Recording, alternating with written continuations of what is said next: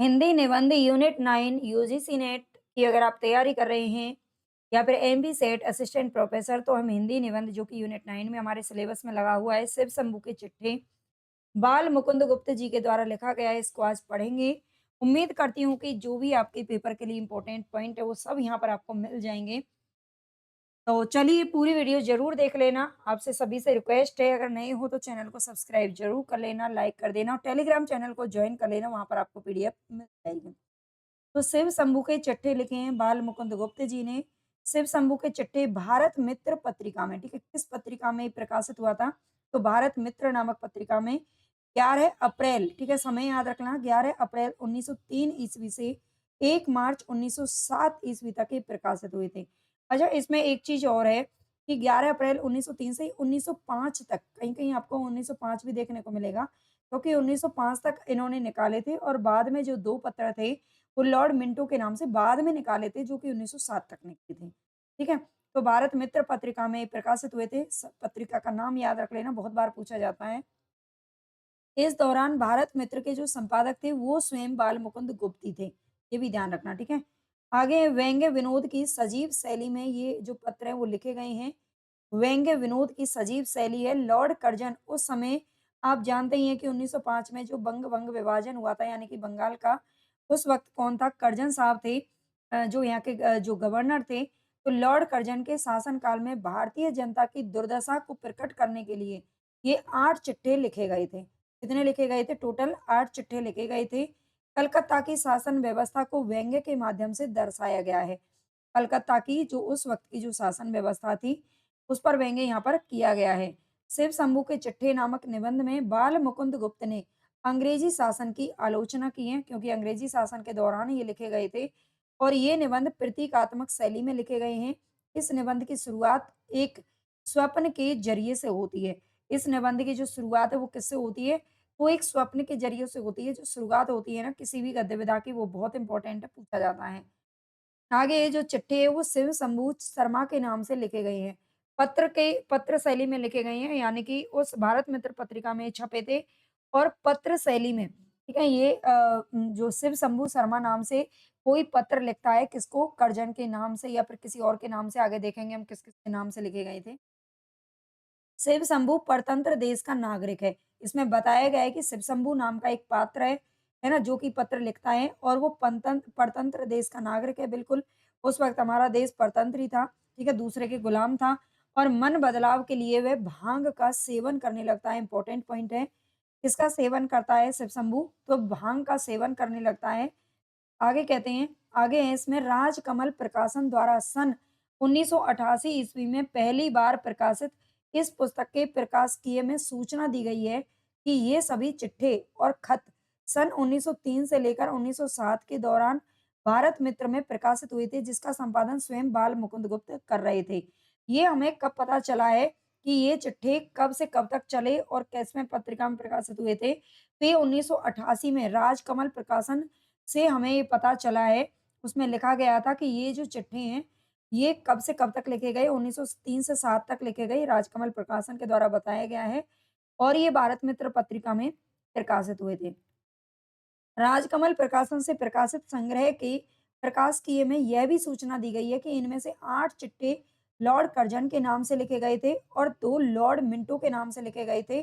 जो कर्जन के बाद में जो गवर्नर बना था, ठीक है, मिंटो साहब, उसके लिए 2 चिट्ठे लिखे गए और भारत सचिव मिस्टर मार्ली के नाम से भी लिखे गए हैं, ठीक है। 2 लॉर्ड मिंटो और एक भारत सचिव के नाम से भी लिखा गया है। खतों में एक खत शाइस्ता खान के नाम से फुलर साहब को लिखा गया और एक सर सैयद अहमद के नाम से अलीगढ़ कॉलेज के छात्रों को लिखा गया है। एक अन्य खत पंजाबी नामक पत्र के मालिक लाला यशवंत राय और संपादक मिस्टर अटावले को भी लिखा गया है। ठीक है, इतने सारे चिट्ठे हैं, किस किस के नाम से लिखे गए हैं ये सारे यहाँ पर पढ़ लेना। जो 8 चिट्ठे हैं वो लॉर्ड कर्जन के नाम से लिखे गए हैं, जो कि 1905 के दौरान लिखे गए थे। लेकिन बाद में जो पत्र हैं वो अलग अलग लोगों के नाम से लिखे गए हैं, है ना? तो इनको ज़रूर ध्यान से देख लेना। अगर आप इनके नोट्स बना रहे हो तो बहुत अच्छी बात है, आप अपने हाथों से लिख लीजिए, साथ-साथ में नोट्स बना लीजिए और आप नोट्स अगर नहीं बना रहे हैं तो आप टेलीग्राम चैनल को जॉइन कर लेना, वहाँ पर इनकी कुछ की पीडीएफ मिल जाती है, मतलब कुछ की क्या, जो मैं यूट्यूब पर कराती हूँ उसकी सबकी पीडीएफ दे देती हूँ, है ना? इसके अलावा आप यूनिट 6 से 10 तक पढ़ना चाहते हैं तो ई-बुक के रूप में ये सारे पीडीएफ के रूप में आपको ऐप पर भी मिल जाएगा, केवल और केवल ₹179 में जाकर वहाँ से भी ले सकते हो। इस निबंध में शिव शंभू शर्मा एक कल्पित पात्र हैं जिसके नाम से कर्जन के अहंकार पर उग्र व्यंग्यपूर्ण और सांकेतिक प्रहार करते हुए 8 पत्र लिखे गए हैं। ठीक है, 8 चिट्ठों को हम काल क्रमानुसार पढ़ेंगे। तो याद रख लेना, जो इसमें निबंध में शिव शंभू शर्मा सिर्फ एक कल्पित पात्र है, लेकिन असली बात ये बाल मुकुंद गुप्ता ने लिखे हैं, और जो उसके उनके मन में जो चीजें थी उन्होंने वही उस पत्र में लिखा है ना? बस नाम बदल दिया गया है। 8 चिट्टे काल क्रमानुसार यहाँ पर देखेंगे, इनका क्रम पूछा जाता है, आपको अच्छे से याद रख लेना है। सबसे पहले चिट्ठे का नाम है बनाम लॉर्ड कर्जन, ठीक है? बनाम लॉर्ड कर्जन के नाम से रखा है। ये जो खत है वो बुलबुलों के बारे में एक सपने से शुरू होता है ना? शुरुआत इसकी कहाँ से होती है? एक सपने से शुरू होता है ये खत बुलबुलों के बारे में। लॉर्ड कर्जन के 5 वर्ष के पूरे कार्यकाल को सिर्फ 2 काम गिनाने लायक हैं, है ना? बाल मुकुंद गुप्ता जी क्या कहते हैं कि लॉर्ड कर्जन का जो 5 वर्ष का पूरा कार्यकाल है, उसमें सिर्फ 2 ही काम ऐसे हैं, जो जिनको गिना जा सकता है ना? उसके अलावा उन्होंने कोई ढंग का काम नहीं किया। पहला कार्य उन्होंने क्या किया? विक्टोरिया मेमोरियल हॉल का निर्माण करवाया, और दूसरा कार्य उन्होंने ये किया कि दिल्ली दरबार का आयोजन करना। कि ये 2 काम ऐसे हैं, जो कर्जन के द्वारा किए गए, और ये दोनों ही काम किसके लिए किए गए? अंग्रेज़ों के लिए किए गए हैं ना, मतलब भारतीयों के लिए उन्होंने कुछ नहीं किया है, ये यहाँ पर व्यंग्य किया गया है। दूसरा जो चिट्ठा है वो उसका नाम है श्रीमान का स्वागत, ठीक है? श्रीमान का स्वागत कैसे करते हैं? कर्जन का 5 साल का कार्यकाल पूरा करने के बाद दूसरी बार 2 वर्ष के लिए वायसराय नियुक्त किया गया था। पहले 5 वर्ष का कार्यकाल उनका पूरा हो गया, लेकिन बाद में उनको 2 वर्ष के लिए वायसराय और नियुक्त किया गया। इस चिट्ठी में लॉर्ड कर्जन के पुराने कारनामों को व्यंग्यमयी भाषा में उल्लेख किया गया है, ठीक है? 5 वर्ष में उन्होंने जो काम नहीं किए हैं या किए हैं, उन पर व्यंग्यपूर्ण भाषा यहाँ पर प्रयोग की गई है, पुराने कारनामों को दिखाने के लिए, प्रस्तुत करने के लिए। भाग्यवादी, विवश, लाचार भारतीयों की तटस्थ वृत्ति पर गहरे प्रहार करते हुए ये खत लिखा गया है। पूछा जा सकता है, ठीक है? ये जो ये दूसरा खत है श्रीमान का स्वागत, इसमें क्या है? तो भाग्यवादी और विवश लाचार, भाग्यवादी यानी कि जो भारतीय थे, भारतीय हमेशा पहले से ही भाग्य पर ही भरोसा करते हैं, अरे हमारी किस्मत में जो लिखा है वही होगा, है ना? और इसी तरह से भारतीयों में ये दम ही नहीं है कि अपने देश को खुद सँभाल सकें, है ना? पहले ये मुसलमानों के मुगलों के अधीन रहा, फिर अंग्रेज़ों के अधीन रहा, और अब पता नहीं किसके अधीन होने वाला है ना? अब भी होगा, आगे भी देखना आप, हो सकता है, बिल्कुल 99% है, बन रहे हैं। तो ये भारतीयों की तटस्थ वृत्ति पर जो भाग्यवादी उनको बताया गया है ना? और तीसरा जो चिट्ठा है उसका नाम है वायसराय का कर्तव्य। वायसराय यानी कि वायसराय का क्या कर्तव्य है, ये उनको बताया जा रहा है। वायसराय के ऊपर व्यंग्य करते हुए कहा गया है कि जनता के प्रतिनिधित्व का दावा पेश करते हैं, ठीक है? जनता के प्रतिनिधित्व का दावा पेश करते हैं, और 1858 के महारानी के घोषणा पत्र को भारतवर्ष के लिए फौलादी दीवार की संज्ञा दी है, जिसे भारतवासी अपना रक्षक समझते हैं। 1858 में 1857 में जब पहली जो स्वतंत्रता क्रांति हुई थी, यानी कि जो पहला स्वतंत्रता संग्राम हुआ था 1857 में सैनिकों के द्वारा किया गया था, जो कि असफल हो गया था। उसके बाद में अंग्रेजों ने बड़ी ही गहरी चाल चली। उन्होंने 1858 में एक घोषणा पत्र निकाल दिया, भारतीयों को मूर्ख बनाने के लिए, है ना? कि आज के बाद ये ईस्ट इंडिया कंपनी से शासन छीन लिया और अपने अंडर में सब कुछ कर लिया यहाँ से धीरे-धीरे उन्होंने, है ना? और सब कुछ अपने अधिकार में लेना शुरू कर दिया, और लोगों को अंदर ही अंदर उन्होंने तोड़ना भी शुरू कर दिया, और लोगों को अपना मतलब उनके लिए बहुत सारी ऐसी-ऐसी बातें कही कि हम तुम्हारी रक्षा करेंगे, ये करेंगे, बाहर के आक्रमणों से हम तुम्हारी रक्षा करेंगे, है ना? इस तरह से, और भारतीय हमेशा से पागल हैं ही, है ना? भारतवर्ष के लिए फौलादी दीवार की संज्ञा इन्होंने दी है, जिसे भारतवासी अपना रक्षक समझ। आगे पीछे मत फेंकिए, ये चौथे चिट्ठे का नाम है लॉर्ड कॉर्नवालिस से लॉर्ड कर्जन की तुलना इस चिट्ठी के माध्यम से की गई है। ठीक है, लॉर्ड कॉर्नवालिस से लॉर्ड कर्जन की तुलना इस चिट्ठी के माध्यम से की गई है। ध्यान रख लेना, जो कि पहले वायसराय था कॉर्नवालिस। रावण का स्मरण भी किया जाता है अंग्रेजों और कर्जन के प्रभुत्व वर्णन में। ठीक है, अंग्रेजों और कर्जन के प्रभुत्व वर्णन में क्या है, रावण का स्मरण किया जाता है कि जैसे रावण नहीं रहा वैसे भी कोई नहीं बचेगा। जो अपने आप को पूरा भगवान समझ लेते हैं ना, कोई भी नेता हो, कोई भी सरकार है हो, कोई भी किसी का भी शासन हो, हमेशा वो टिकता है नहीं। 5वें चिट्ठे का नाम है आशा का अंत। आशा का अंत में क्या है, करजन के दूसरी बार वायसराय बनने पर भारतीयों की जो उम्मीदें थी, वह उनके बंबई के पहले भाषण से ही समाप्त हो गई थी। ठीक है, करजन पहले 5 साल में तो कुछ किया नहीं है, वो 2 साल में ही क्या ही कर लेगा, है ना? उसने अंग्रेज़ों की चमचागिरी की थी, इसीलिए उसको वायसराय बनाया गया, है ना? अपनी सरकार की चमचागिरी करेगा ना, तो हमारे देश में हमेशा जैसे यही रह आता है, जो शासक की चमचागिरी करता है, उसी को ही वो क्या है, वही महान बन जाता है ना?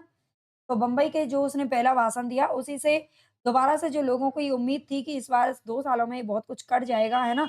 जैसा कि हमेशा ही हम मूर्ख लोगों को होती है सरकारों से उम्मीद कि इस बार नहीं तो इस बार ये काम हो जाएगा, लेकिन वो काम कभी होते नहीं हैं, है ना? और सरकारें इस चीज़ का फ़ायदा हमेशा से ही उठाती हैं। भारतीय जलवायु और नमक की अजब तासीर का वर्णन 5वें चिट्ठे में किया गया है। क्वेश्चन पूछा जा सकता है, भारतीय जलवायु और नमक की अजब तासीर का वर्णन किस चिट्ठे में किया गया है? तो 5वें चिट्ठे में, जो कि किस नाम से है? 5वां चिट्ठा आशा का अंत, आशा का अंत यहाँ पर हो चुका है।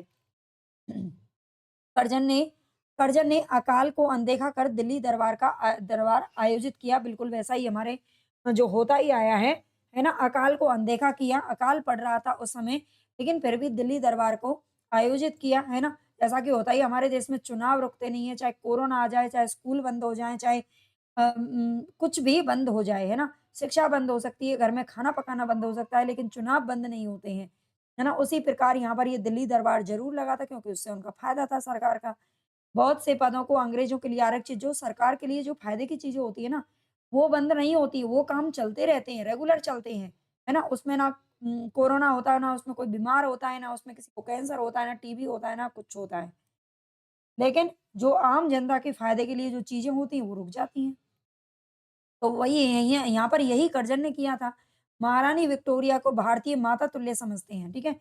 महारानी विक्टोरिया जो उस समय आई थी यहाँ की महारानी बन कर के, उनको भारतीय क्या समझते हैं? माता के समान समझते हैं। उनके पुत्र महाराज एडवर्ड के प्रति लोगों का भक्ति भाव है ना? भक्ति भाव है, यही भक्ति भाव हमेशा ही रहता है। और यही भक्ति भाव है जो उनको कभी भी विरोध नहीं करने देता, और जो उनको कहीं न कहीं अंदर ही अंदर उनका खून चूसता है और आम आदमी मरता रहता है।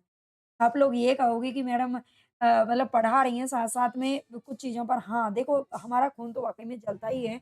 हम कुछ कर नहीं पाते सड़क पर निकल कर के, लेकिन हाँ, जो चीज़ें विरोध की हैं, हमें उनका विरोध करना चाहिए, मैं ये समझती हूँ। है ना? हम भारतीय सबसे बड़े मूर्ख हैं, हम किसी भी चीज़ का विरोध नहीं कर पाते, है ना? या फिर जो करते हैं उनकी सुनी नहीं जाती है, और इसी चीज़ का सभी सरकारें फ़ायदा उठाती है, क्योंकि हम लोगों में एकता है ही नहीं, है ना? हमें सरकारों ने अपने फ़ायदों के लिए हमेशा इस्तेमाल किया है ना? जातिवाद में बाँट दिया है, धर्मों में बाँट दिया है, और इसीलिए हमारा जो देश है हमेशा से गुलाम होता आया है, और आगे भी देखना आप, एक दिन गुलाम ज़रूर होगा, ऐसा मुझे लगता है अभी तो। एक दुरासा, ये छठवां जो चिट्ठा है उसका नाम है एक दुरासा, शासन तंत्र की जनता से दूरी का रेखांकन किया गया है। ठीक है? अगर आपको किसी को बुरा लगा हो तो प्लीज़ माफ़ करना, और आप मेरे सपोर्ट में हो तो प्लीज़ कमेंट भर-भर के लिखना, ठीक है? शासन तंत्र की जनता से दूरी का रेखांकन किया गया है, ये ध्यान रखना। शासन तंत्र की जनता से दूरी, है ना? जनता से हमेशा ही दूर होता है। कोई नेता से जब वोट पड़ती हैं तो हमारे घर तक वो पहुँच जाते हैं। लेकिन आप बाद में उनसे मिलने तो चले जाओ, अगर आपसे मिल भी लें तो, है ना? कोई नहीं मिलता किसी से। शासक और शासित के बीच जीवित संपर्क की हिमायत है। शासक और शासित के बीच में क्या है? जीवित संपर्क की हिमायत इसमें की गई है। ग्वालों का कृष्ण के यहाँ होली खेलने जाने का उल्लेख किया गया है।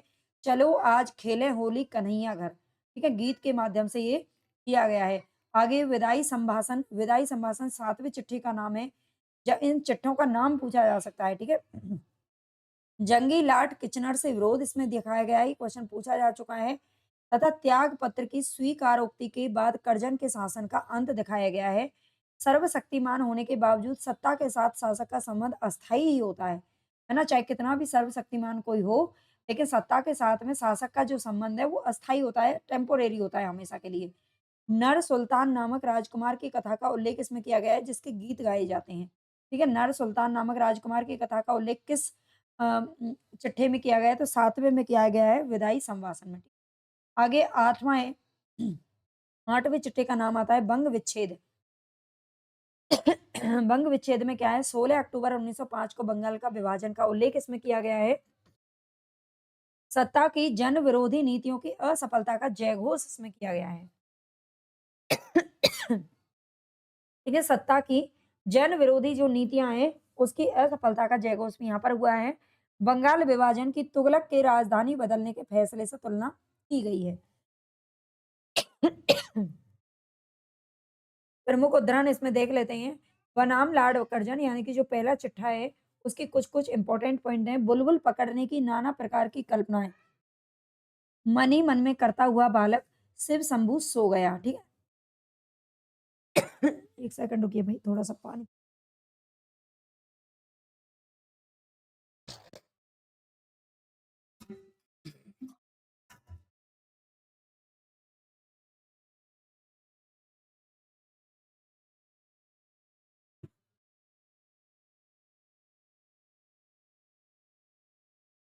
बनाम लाड कर्जन में क्या है, बुलबुल पकड़ने की नाना प्रकार की कल्पनाएँ करता हुआ, मन ही मन में करता हुआ बालक शिव शंभू सो गया। उसने देखा कि संसार बुलबुलमय है ना? आज शिव शंभू बुलबुलों का राजा ही नहीं है, महाराजा है। बालक है शिव शंभू और वो सो जाता है बुलबुल को पकड़ने की इच्छा। आगे है, पहले चिट्ठी में कहा गया है, आप माई लॉर्ड जब से भारतवर्ष में पधारे हैं, ये लिखा गया है चिट्ठी के अंदर। जब से भारतवर्ष में पधारे हैं, बुलबुलों का स्वप्न ही देखा है। यह सचमुच कोई करने के योग्य काम भी किया है। खाली अपना ख्याल ही पूरा किया है कि यहाँ की प्रजा के लिए भी कुछ कर्तव्य पालन किया है। एक बार ये बातें बड़ी धीरता से मन में विचार लीजिए। आपकी भारत में स्थिति की अवधि के 5 वर्ष पूरे हो गए। अब यदि आप कुछ दिन रहेंगे तो सूद में, है ना? मूलधन समाप्त हो चुका है। मूलधन आपका समाप्त हो चुका है क्योंकि एक गवर्नर या फिर कोई एक नेता है, वो 5 वर्ष के लिए बन कर के आता है, वो खत्म हो चुका है। अब सिर्फ़ आप यहाँ ब्याज पर रहने वाले हो। ठीक है? तो ये पहले चिट्ठी की पंक्तियाँ हैं। आगे देखते हैं, अब दरबार की बात सुनिए कि क्या था। आपके ख़्याल से वह बहुत बड़ी चीज़ था, पर भारतवासियों की दृष्टि में वह बुलबुलों के स्वप्न से बढ़कर कुछ भी नहीं था। जहाँ-जहाँ से वह जुलूस के हाथी आए, वहीं-वहीं सब लौट गए। जिस हाथी पर आप सुनहरी झूले और सोने का हौदा लगवाकर छत्र धारण पूर्वक सवार हुए थे, वह अपने कीमती असबाब सहित जिसका था उसके पास चला गया। है ना? आपके पास कुछ बचा नहीं। आगे कहते हैं, आपके वह कुछ दिन बीत गए, अवधि पूरी हो गई। अब यदि कुछ दिन और मिलें, तो वह किसी पुराने पुण्य के बल से समझिए। उन्हीं की आशा पर शिव शंभू शर्मा यह चिट्ठा आपके नाम भेज रहा है, जिससे इन मांगे दिनों में तो एक बार आपको अपने कर्तव्य का ख्याल हो जाए। मांगे हुए दिनों में यानी कि भीख के जो ये दिन मिले हैं, 2 साल के लिए आपको वायसराय बनाया जा रहा है, कम से कम इनमें तो अच्छा काम कर जाइए, जो दुनिया आपको याद रखे। ये बाल मुकुंद गुप्त जी उनको कुछ सोचने समझने के लिए मजबूर कर रहे हैं, लेकिन ऐसा होता कहाँ है ना? जो जिस नेता को 5 साल में समझ में नहीं आया, वो 2 साल में क्या ही करेगा? है ना? यही हम हर बार सोचते हैं कि सरकार ने इस बार नहीं किया तो उसको दोबारा बना दो, उसने तीसरी बार बना दो, चौथी बार बना दो, लेकिन कहाँ सरकारें कुछ करती हैं? नहीं करती हैं भई, है ना? क्योंकि हम लोग करवाना ही नहीं जानते हैं, हम करवाते ही नहीं हैं सरकार से कुछ भी। हम विरोध ही नहीं करते किसी भी चीज़ का। हमारे एक घर में ही 2 भाइयों में अलग-अलग फूट पड़ी हुई है, एक उसके पक्ष में, एक उसके पक्ष में है ना? इसीलिए काम नहीं होते। वह देखिए एक मूर्ति है जो किले के मैदान में नहीं है, पर भारतवासियों के हृदय में बनी हुई है। पहचानिए, इस वीर पुरुष ने मैदान की मूर्ति से इस देश के करोड़ों गरीबों के हृदय में मूर्ति बनवाना अच्छा समझा। यह लॉर्ड रिपन की मूर्ति है, यानी कि रिपन ने थोड़े बहुत अच्छे काम किए थे, तो उनको लोग आज भी याद करते हैं, गरीबों के हृदय में वो बसते हैं। ये यहाँ पर बताया गया है ना? तो कम से कम समझिए इस मूर्ति को देखिए, है ना? और देखिए एक स्मृति मंदिर, यह आपके 50 लाख के संगमरमर वाले से अधिक मजबूत और सैकड़ों गुना कीमती है। यह स्वर्गीय विक्टोरिया महारानी का सन 1858 ईस्वी का घोषणा पत्र है। आपकी यादगार भी यहीं बन सकती है, यदि इन 2 यादगारों की आपके जी में कुछ इज़्ज़त हो तो, है ना? आगे कहते हैं श्रीमान का स्वागत जो दूसरा चिट्ठा है उसकी कुछ पंक्तियाँ इम्पोर्टेंट हैं।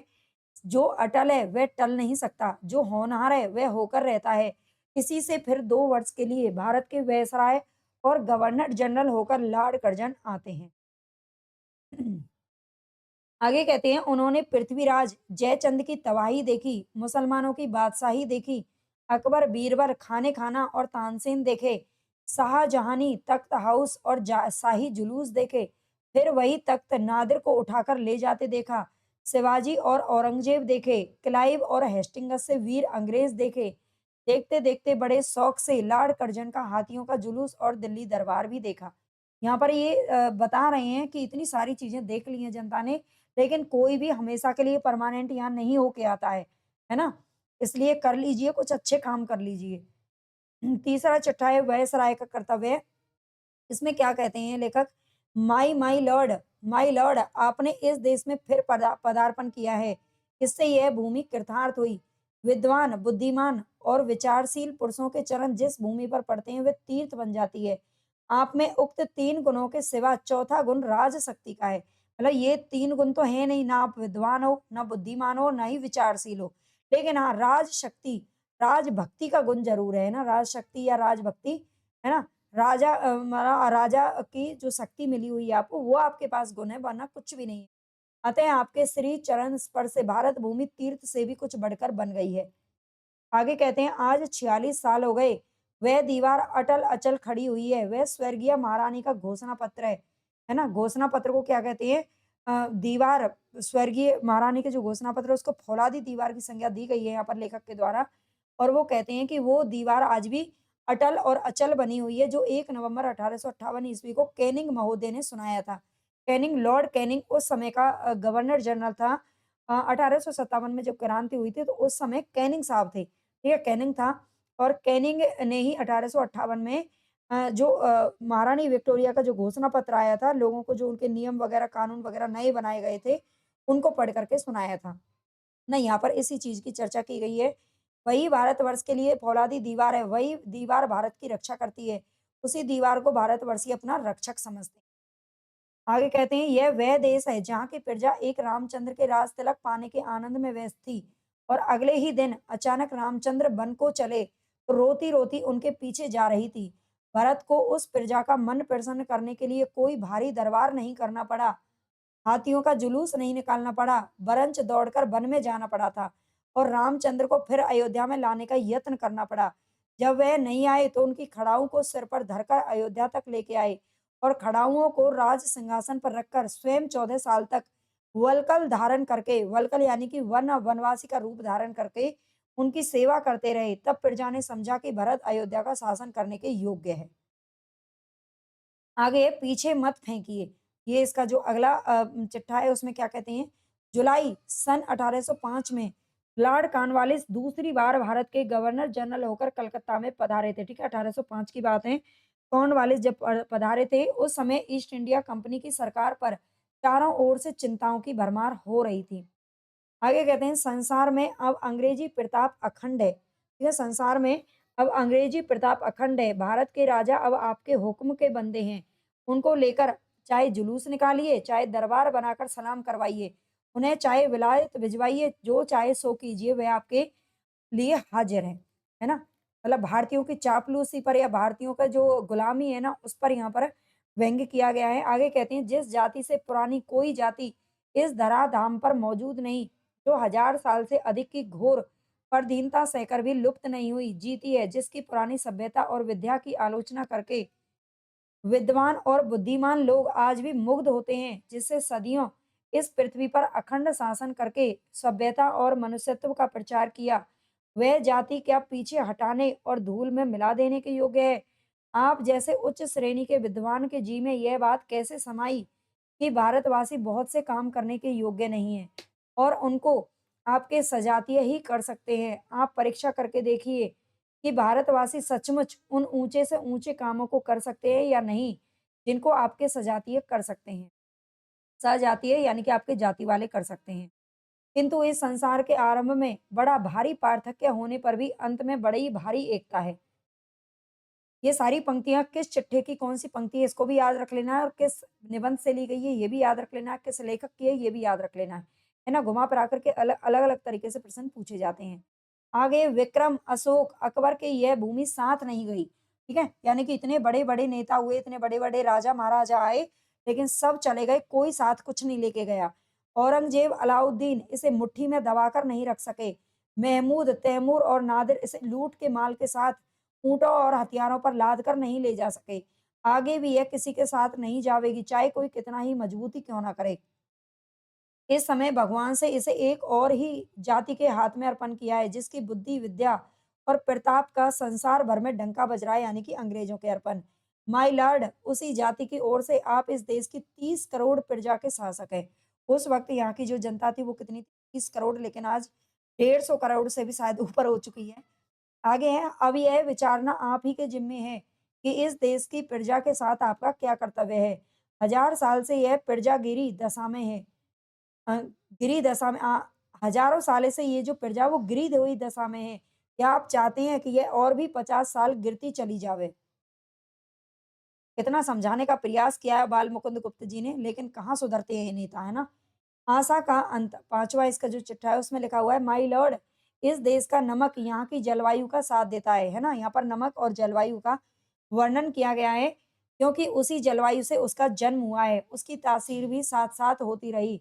वह पहले विचार बुद्धि खोता है, पीछे दया और हृदयता को भगाता है और उदारता को हजम कर जाता है। अंत को आँखों पर पट्टी बाँधकर, कानों में ठीठे ठोककर, नाक में नकेल डालकर, आदमी को जिधर-तिधर घसीटे फिरता है और उसके मुँह से खुल्लम-खुल्ला इस देश की निंदा कराता है। आगे एक दुरासा, चौथा जो 6वां इसका जो चिट्ठा है, तो भी इतना संदेश भंगड़ शिव शंभू शर्मा, है ना? अपने आप को शिव शंभू शर्मा क्या कहकर पुकार रहे हैं यहाँ पर? भंगड़ कह रहे हैं, है ना? तो भी इतना संदेश भंगड़ शिव शंभू शर्मा अपने प्रभु तक पहुँचा देना चाहता है। प्रभु किसको बोला है यहाँ पर? अर्जन को बोल रहा है, ठीक है? अर्जन को बोल रहा है कि अपने प्रभु तक पहुँचा देना चाहता है कि आपके द्वार पर होली खेलने की आशा करने वाले एक ब्राह्मण को कुछ नहीं, तो कभी-कभी पागल समझकर भी स्मरण कर लेना। वह आपकी गूंगी प्रजा का एक वकील है, जिसके शिक्षित होकर मुंह खोलने तक आप कुछ करना नहीं चाहते हैं। अगला इसका जो चिट्ठा है 7वां, विदाई संभाषण, इसकी कुछ पंक्तियां हैं।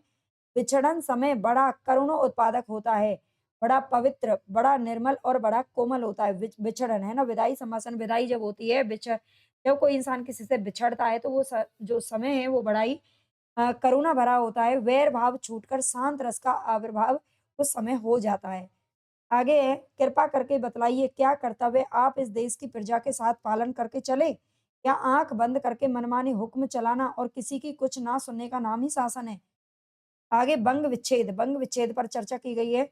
गत 16 अक्टूबर को बंग विच्छेद या बंगाल पार्टीशन हो गया, यानी कि बंगाल का विभाजन कर दिया गया।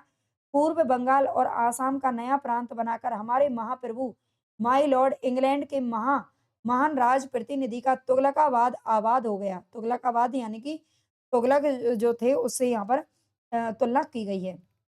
आपके शासनकाल में बंग विच्छेद इस देश के लिए अंतिम विषाद और आपके लिए अंतिम हर्ष है ना? उसके बाद इसका जो है ये चला गया था कर्जन साहब, और बंग विच्छेद इस देश के लिए अंतिम विषाद है। इसके बाद तो बहुत सारे मिले थे, है ना?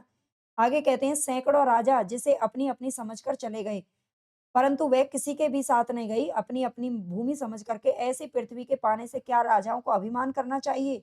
अब तो लोग इसके अंश के अंश को पाकर भी अपने को भूपति मानने लगे हैं। ओहो! जिस पर पश्चाताप करना चाहिए उसके लिए मूर्ख उल्टा आनंद करते हैं। वही राजा और कहता है, यह पृथ्वी मिट्टी का एक छोटा-सा ढेला है, जो चारों तरफ से समुद्र रूपी पानी की रेखा से घिरा हुआ है। राजा लोग आपस में लड़-भिड़कर इस छोटे से ढेले के छोटे-छोटे अंशों पर अपना अधिकार जमाकर राज्य करते हैं। ऐसे क्षुद्र और दरिद्र राजाओं को लोग दानी कहकर जाँचने जाते हैं। ऐसे नीचों से धन की आशा करने वाले अधम पुरुषों को धिक्कार है। यहाँ पर हमारे जो राजा महाराजा हैं, जो या फिर जो वो लोग हैं जो शासकों की क्या करते हैं, जी मजूरी करते हैं, यहाँ पर उनकी हाजिर जवाबी में खड़े रहते हैं या उनका कहा मानते हैं, उनकी गुलामी करते हैं, उन पर धिक्कार करते हैं। कौन? हमारे लेखक साहब। यह वह शासक था कि इस देश का चक्रवर्ती अधीश्वर होने पर भी एक दिन राजपाट को लात मारकर जंगलों और वनों में चला गया था। आज वही भारत एक ऐसे शासक का शासनकाल देख रहा है जो यहाँ का अधीश्वर नहीं है। कुछ नियत समय के लिए, मतलब कुछ निश्चित समय के लिए उसके हाथ में यहाँ का शासनभार दिया गया था, तो भी इतना मोह में डूबा हुआ है कि स्वयं इस देश को त्याग कर भी इसे कुछ दिन और ना त्यागने का लोभ संवरण ना कर सका। आगे इसमें लास्ट में आशीर्वाद है। आशीर्वाद में क्या लिखा हुआ है?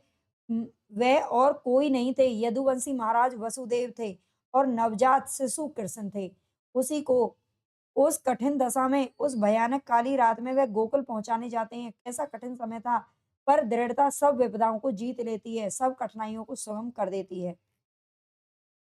तो यहाँ आशीर्वाद के रूप में ये लिखा हुआ है। अब आपने उम्मीद करती हूँ कि आपको ये जो निबंध है पूरा अच्छे से समझ में आ गया होगा, क्लियर, है ना? और हम डेली ये क्लासेस हमारी चल रही है सुबह साढ़े 9 बजे या मतलब 9 बजे या साढ़े 9 बजे के बीच में क्लास यूट्यूब पर मिलती है आपको, डेली अपलोड होती है। इसकी पीडीएफ आपको टेलीग्राम पर मिल जाएगी।